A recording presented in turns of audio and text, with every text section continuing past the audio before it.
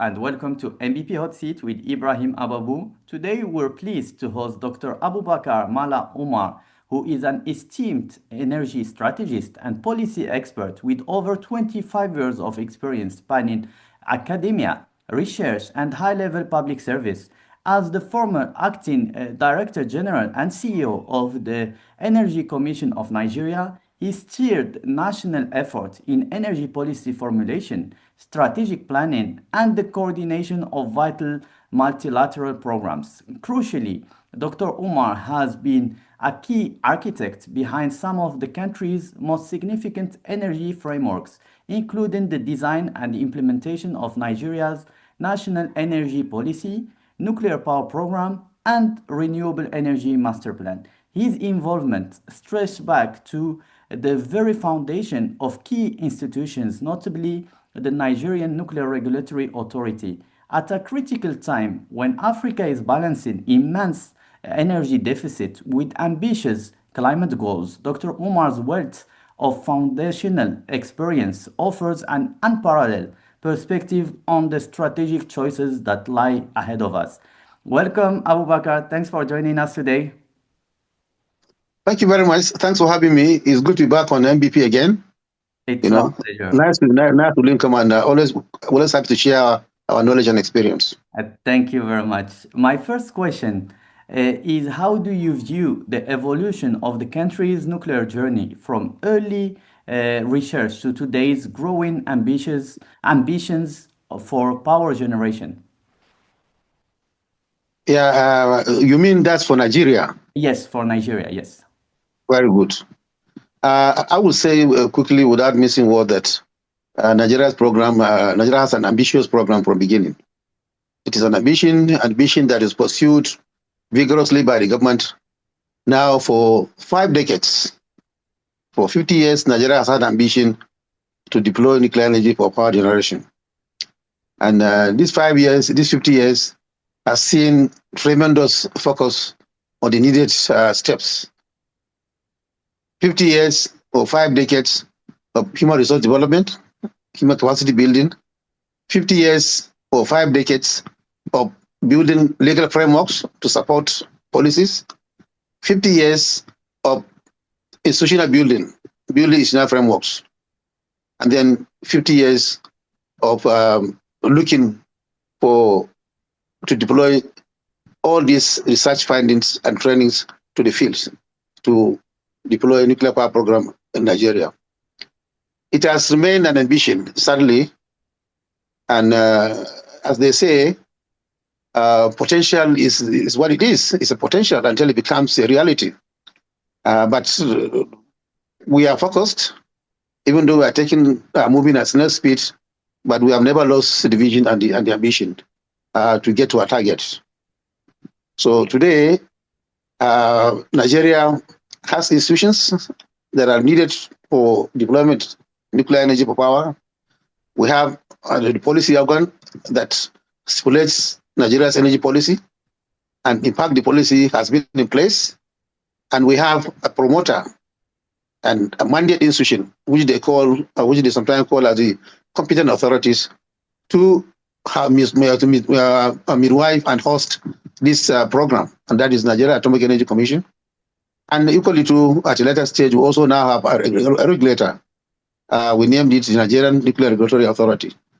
And this mandate, along with other stakeholders, like the Ministry of Power, like the Ministry, the Office of the President, and also other research like the Shared Science Technology Complex, and universities where we have research centers on nuclear science and technology, are all coming together to see that our program comes to fruition. But like I said, it is still an ambition, and but we are focused. We are taking a step at a time, but we could have done better. We could have done more. Yes. That's fantastic to hear. And to add on to what you said, Nigeria also is in phase 2 of the IEA milestone approach. So it's one of the leading countries in Africa in their nuclear program. And they're, as you said, they have like plenty of experience, 50 years of experience, and that's something not every single African countries can say they have. And also staying on the same subject, how do you assess Nigeria's current position in Africa's broader nuclear landscape? And is the country where it should be after those years of groundwork? Yes, yes. Like you rightly pointed out, Nigeria has a lot of experience. A lot of experience from policy design, from R&D, and then try to deploy this to the field. Our major shortcoming, which I always advise that other African countries should learn from us and should not make the same mistake, is government policy, the government commitment, the political commitment should never waver. You know, one of the problems in Nigeria is that political commitment has been wavering. Statements are made, policies are drafted, but they are never seen through as and when due. You know, timelines come and pass, and not much progress has been attained upon those milestones.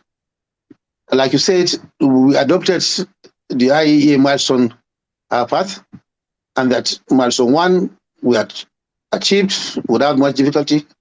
Milestone 2, where we are now, is where we happen to have been stuck. And the main problem we can say there are about 2 areas.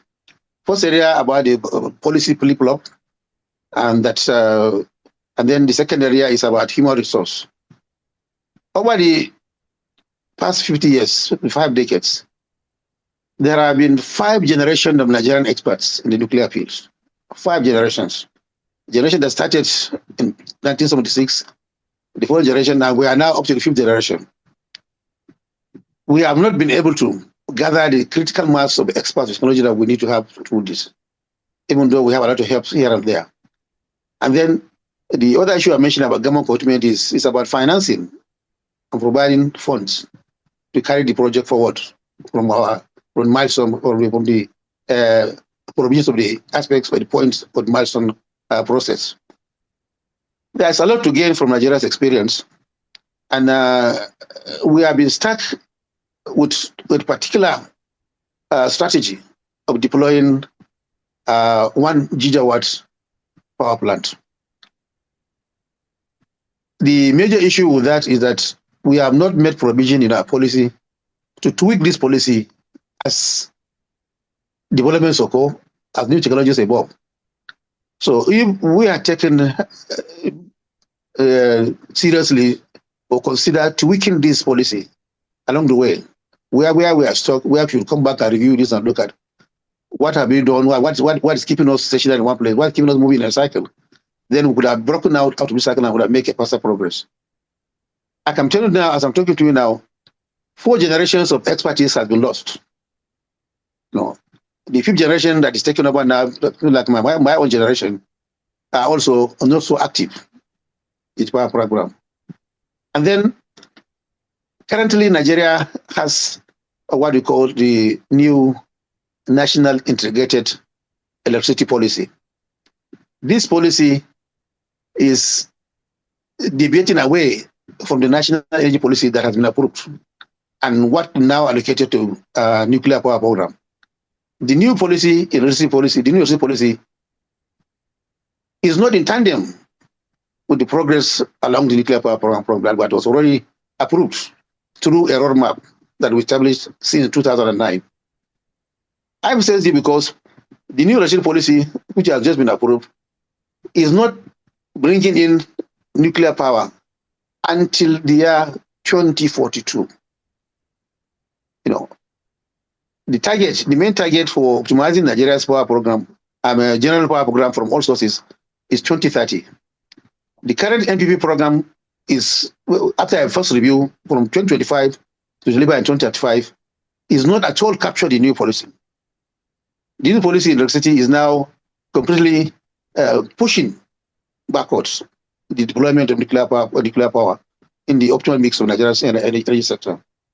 And this kind of distortions and then lack of proper synergy in the system is actually becoming a big problem with the policy aspect of this. So, and even that they said nuclear could come about by 2042, they are only providing a meager 0.5 contribution to national social grid. So I'm saying this because African countries, South African countries, particularly in West Africa, particularly our neighbor Ghana, we are not considering this now, should be very, very careful. And then this policy pull-up must not be allowed to happen in their system, you know. So there are a lot to gain by African countries from Nigeria's experience. The other aspect which I mentioned passing is that's investment financing.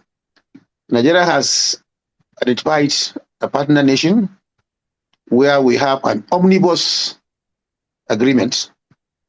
It's under the omnibus agreement that one of the elements of that omnibus agreement is to help Nigeria to deploy nuclear power. Nigeria is cooperating with the Russian Federation to do that. And then the progress has not been so well in that direction. And one would have expected through tweaking of the program, we are engaged more with our partners to see where difficulties are and then try to review this in line with evolving technologies and happenings across the world. If it takes 8, 9, 10 years to deploy a conventional power reactor, and we are taking 5 decades, 5 generations of expertise, and we are not making positive steps, I thought the right thing to do was to sit down and look at this and see where do we have this misstep and what should we do to take this process forward. That has not been done. And then it would have been nice to one of the parties to trigger this. You know, like each party is just waiting for the other party to come forward with this. But a party who is committed to this would have triggered this. The main issue being funding, investment, and finance. If you are a partner and Nigeria is saying we need to would rely on you to do this, and find funding and financing is a major issue, it is clearly stated in our memorandum that this funding and financing is coming from particular source, from particular direction. So where are we falling short? That question needed to be answered. Someone somehow has to answer this question for us to take the process forward. So these 2.1 things, I think that other countries in Africa might experience, because the capital outlay for nuclear power plant is huge, and therefore you must answer this question from the beginning. You know, do we provide? Do we make a provision for tweaking? We have a policy in place, and because of changes, dynamics in government policy, in government direction, is there a provision to tweak our plan? If we attempt to deploy 1 gigawatt and then there's an issue, can we have a situation where we can sit down and tweak this policy and see and make something real? And secondly, finding and finance, which is a very difficult thing. How do we encourage investment in this sector? So these questions needed to be accepted from the beginning, and need to be accepted by partners from the beginning. So I think for that, on that grounds, I think other Africans have something to learn from Nigeria's experience. I totally agree what you said, and other African countries should take the example of Nigeria as a study case, and then, as you mentioned, for some of the failures that happened, they can try to overcome this from the start. And as you mentioned, there is 3 main issues that I noted down from what you said.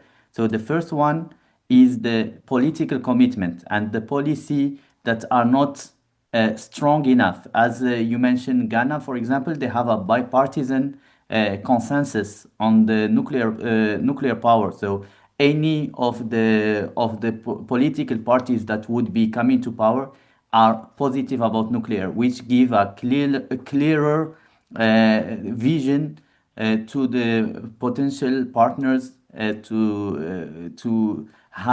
about nuclear, and that even though there might be a change in politics, there would be always nuclear a priority in the country.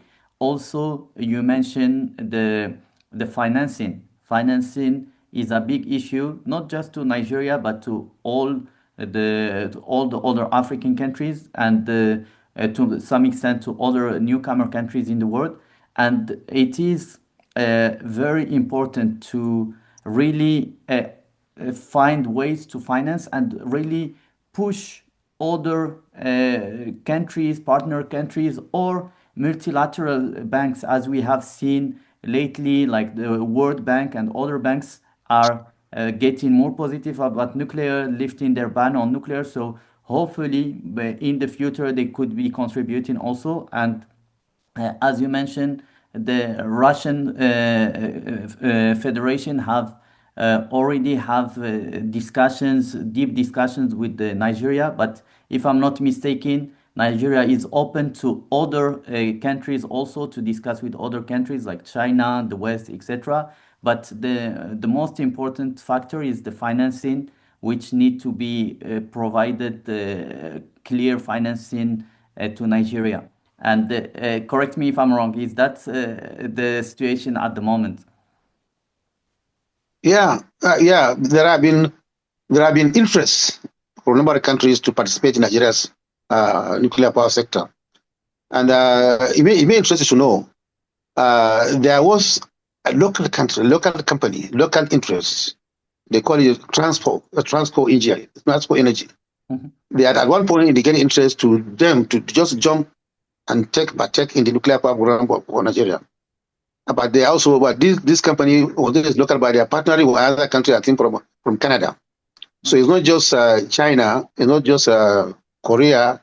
There are interests also from Canadian companies.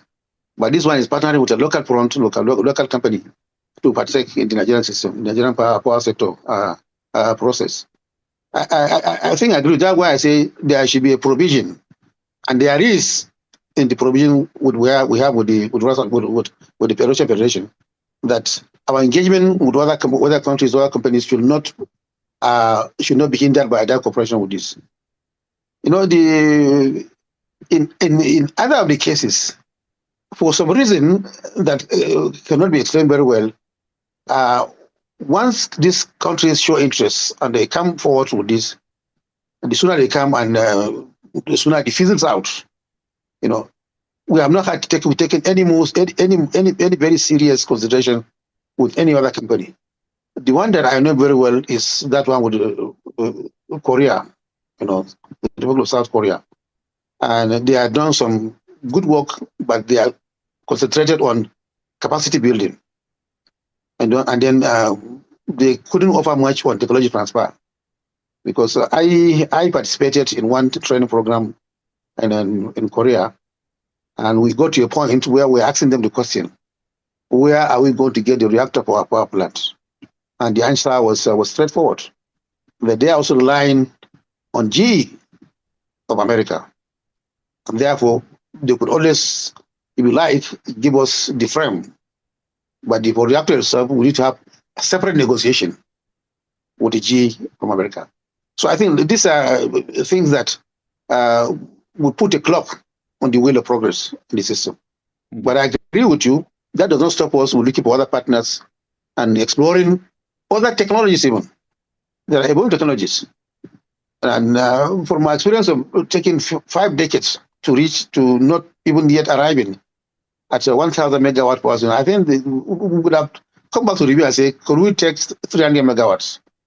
Could we take something that will give us 200 megawatts? Because that will also help us build our capacity, provide upskilling opportunity for our young graduates in engineering and physics, because to me, that's the capacity is more important. You will need a critical mass of expertise to manage and run your system. Even if today, someone decides to finance everything 100%, and then say, show me a site and I want to drop a reactor, be simple. We will still be shocked, we will still be challenged by the human resource, the capacity on ground. I told you we lost 4 generations of expertise. Yes. The few generations and the younger ones are not having the opportunity to get this training. So I think I agree with you, that does not stop us from looking finance from other way. But not only financing. Financing comes with certain interests of the type of technology. If we need $5 billion to set up a power plant that give us 1 gigawatt, we might not need as much to use a new technology, even though it's not the field, but at least it will provide the training ground. What about SMRs? They are making headways, they are making progress, they are making penetration. The question has always been, the access as experts, where have we deployed SMR? Nigeria does not want to be a guinea pig. Yeah. But that question is always arises.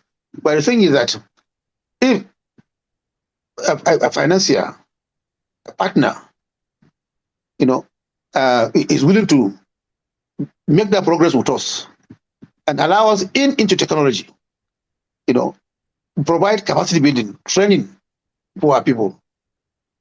My argument is that it always takes a shorter time, less than 2 years, to deploy this. And then it will be like a training ground for us. It's something that provides knowledge and expertise in the field just general, not just restricted to SMRs. So whatever we get from talking about, trying to learn something about SMR, will eventually be useful in whatever technology you want to deploy. The base technology in nuclear power program is the same. It's about scale, and then regulation, Okay. So that brings to the point that also our regulation tool is our regulatory control tool is lagging. It's lagging because of this is one channel that we are looking at. It's not just the policy, it's not just the financing, but you also see that our regulatory control regime is also lacking. But it's lagging not because of any lack of interest, but because the policy that's supposed to push the program forward is almost stalled. So how would the regulatory components will move, and then give the push to the promoters? That's another big political issue. There is a correlation between all the issues you have mentioned. As for example, the third main issue you have mentioned is the capacity building. So if there is no actual nuclear power plant perspective for those young nuclear engineers, Nigerians, experts in the nuclear field. So as you said, you lose them either by going abroad or after they retired, and you lose that expertise that you have worked on as a country, but then it's not implemented in the nuclear power plants. So yes, I totally agree on those three major issues and need to be dealt with. But as we said, all of them are interconnected. So as we can always come back, for example, to the political commitment, which would impact the capacity building, which would impact the nuclear power plant, which would impact the financing as well. And we can have the same, say the same about everything else. Yes. Everything comes back to political commitment. As you said, before ever you decide, I want you to decide to do this, you must have the guarantee of the political commitment from the highest level. Commitment for what? Consistent policy, consistent funding, consistent adherence to international protocols and treaties, consistent consideration for ensuring security of resources, nuclear security, nuclear safeguard and safety. That must remain as the bottom line, that you will have commitment from the highest level. So that, once that is faltering, once that falters, of course, every other thing will not hold. Yes. Yes, totally agree. And do you see regional collaboration, as we mentioned, like neighboring countries, such as through ECOWAS or the African Union, as a viable path to developing shared nuclear infrastructure or training center, for example? Yeah, I can tell you, Ibrahim, that I think regional cooperation has a lot of advantage. One that we have already mentioned, the geography and demography, let's say for the West African region, the ECOWAS region, they are almost the same. Every country you go, they are almost the same. what advantage Nigeria has over others is about the population. And by that population, of course, our demography will be more in terms of young hands, and then young knowledge, full of knowledge. But the characteristics, the belief, education system, everything are very common within the sub-region. And I mentioned too, an experience from one country will be beneficial to our experience from another country. Therefore, we have a common pool, we have an arrangement. There is something they call the NEPAD. I don't know whether I heard about NEPAD before. You know, there's this platform brought to Africa under the then AU that they call it partnership for African countries. It has so many aspects. I think African Development Bank is one of the offshoots that came from NEPAD. You know, so you can see now African Development Bank is financing projects, is helping nations with infrastructure, and sometimes this funding comes from a pool of the region. You know, and that's when you mentioned about bank coming in to support. It's about having such banks in Africa to support such projects, because they always come to support, say in renewable, say in agriculture. You know, so what stopped them to support a robust program of nuclear power? Because their catchphrase that access in Africa is very poor. How do we improve access? We want to improve access, we must put every resource on the table. There's no way to say this resource is prepared to this, but we have put every resource on the table, and then financing and funding should be equally supported. So therefore, there's a lot of advantage in having a regional pool to share ideas of all this.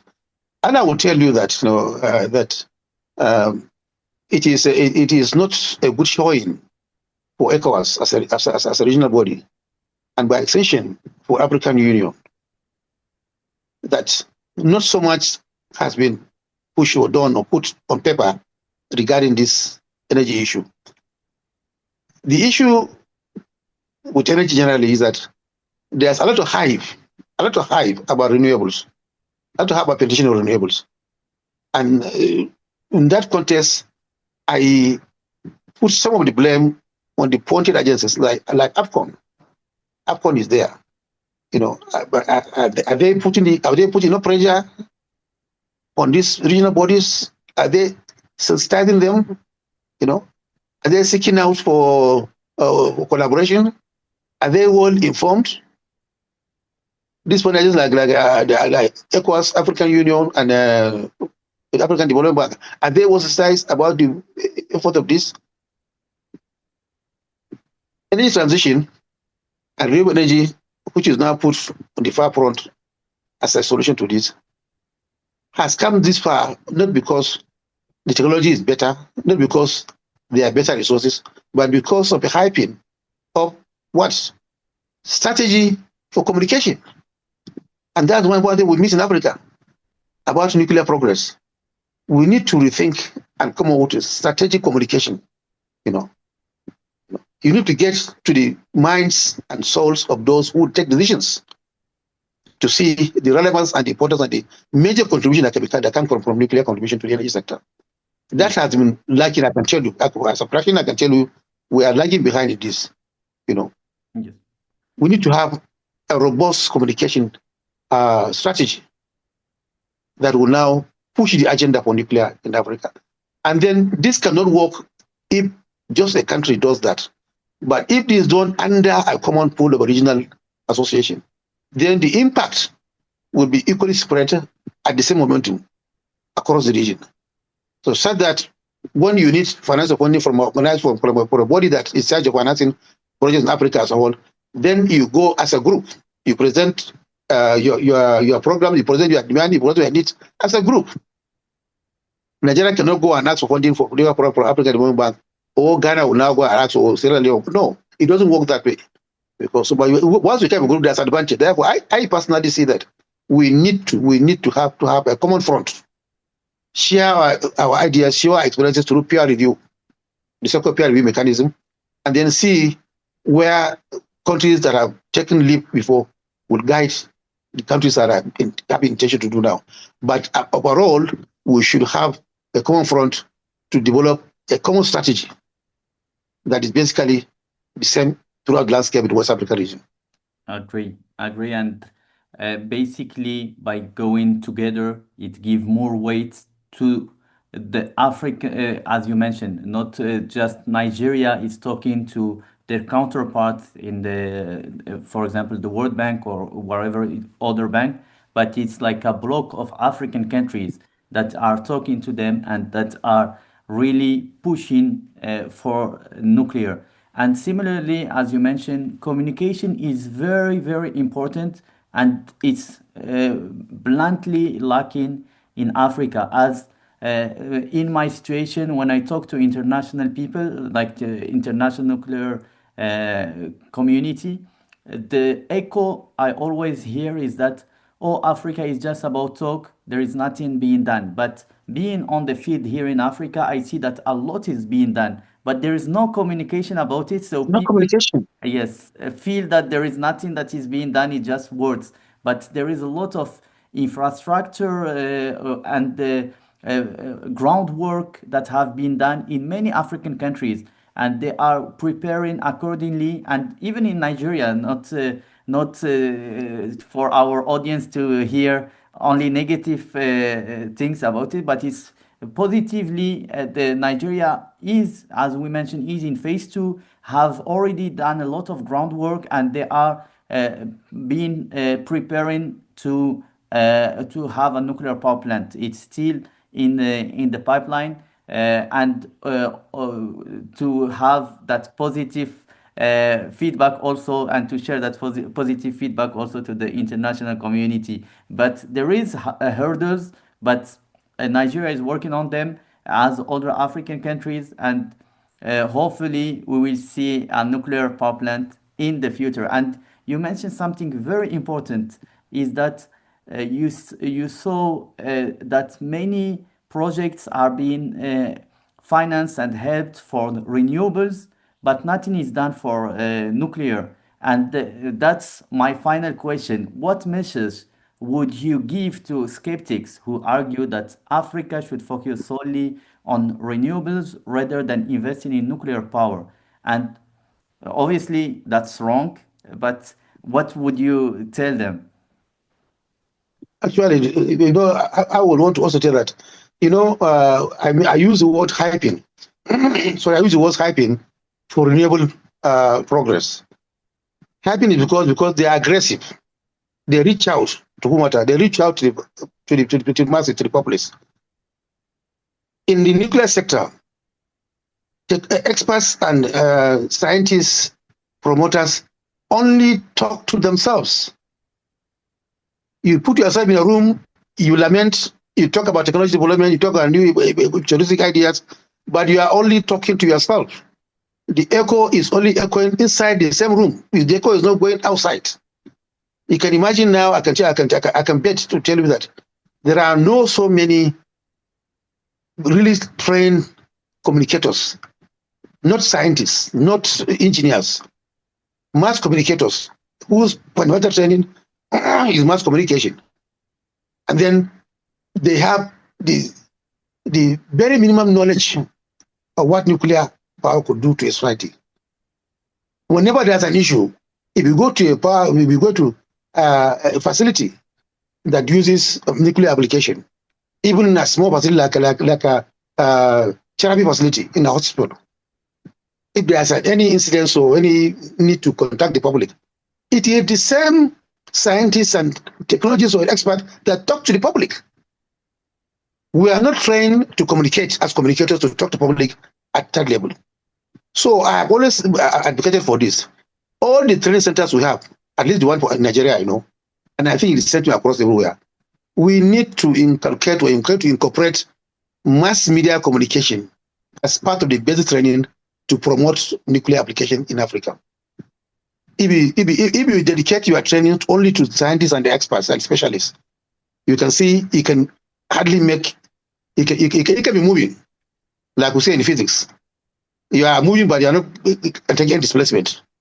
And that means work done is what? Zero.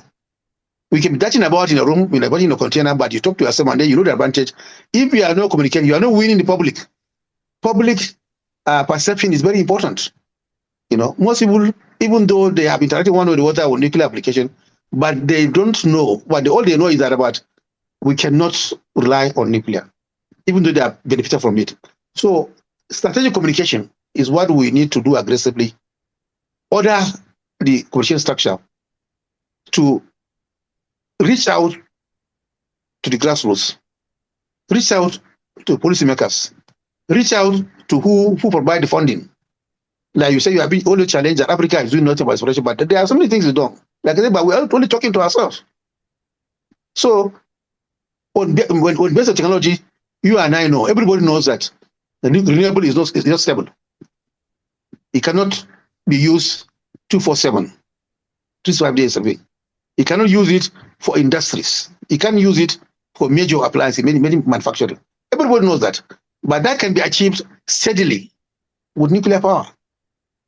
But how have we educated industries, manufacturers, even to partake in it? Like you said now, private sector wouldn't mind putting money in this.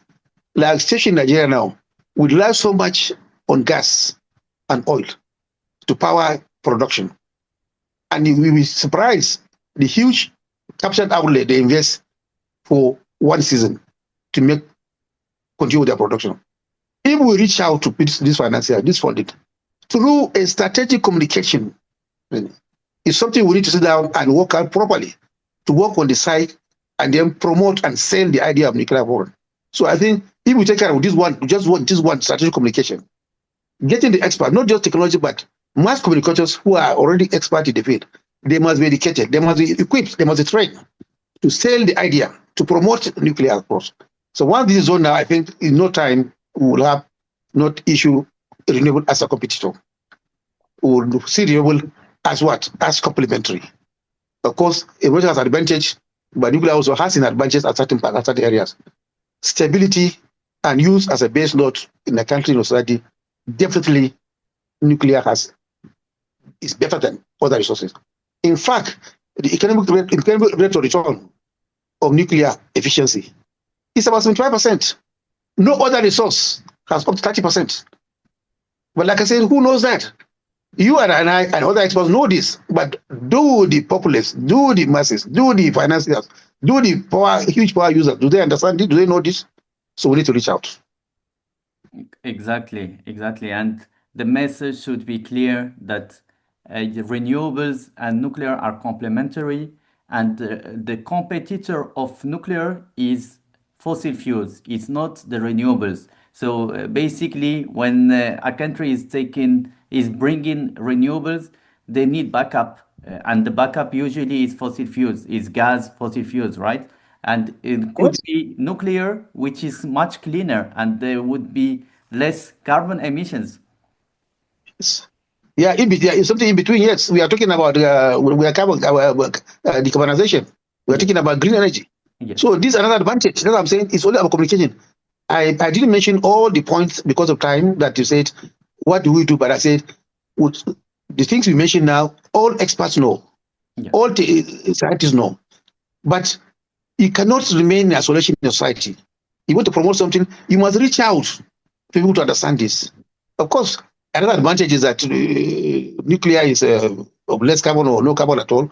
If you are transiting from gas, from fossils to renewable, you have something that is also contributing to this, and in a better way, that provides more electricity, more power, and they're more stable. So nuclear is in a position that it provides to everybody's needs. We need strategic communication. We have to now re-strategize and come out with strategic communication that will reach out and matter to those who matter, those who will now have a say in the process. Yeah. Otherwise, we'll be moving in a cycle without displacement. At the end of the day, like I said, sadly, my country will have work done zero because we are not making our efforts are not commensurate to the result we are getting. I think that's the one thing that will take away from this. Totally agree. Thank you very much for providing such a deep look into Nigeria's energy strategy, your compelling argument against the false dichotomy of renewables only versus nuclear clearly demonstrates that energy security and economic development must be driven by strategic diversification, as we mentioned, communication, and unwavering long-term vision. We leave this conversation with a renewed appreciation for the structured, meticulous work being done at, as we hope, at the policy level, and with an enhanced understanding that collaboration, both national and regional, is essential catalyst for Nigeria to finally turn its ambitious nuclear strategy into reliable baseload power. In conclusion, one of the means I would say for communication is the Africa Nuclear Business Platform conference that we held annually, and this year it will be held in Abuja, Nigeria, from the 21st till the 23rd of April 2026. AFNBP aims to position Africa as a major player in the global nuclear renaissance, coming at a pivotal moment for advancing Africa's nuclear energy ambitions and fostering meaningful international collaboration across the continent. So let's hope that we will see more awareness about nuclear coming out from Africa. Thank you once again, and stay tuned for our audience. Stay tuned for the next episode of AMBP Hot Seat. Thank you very much. It was a great interview. Thank you very much. Thank you for having me.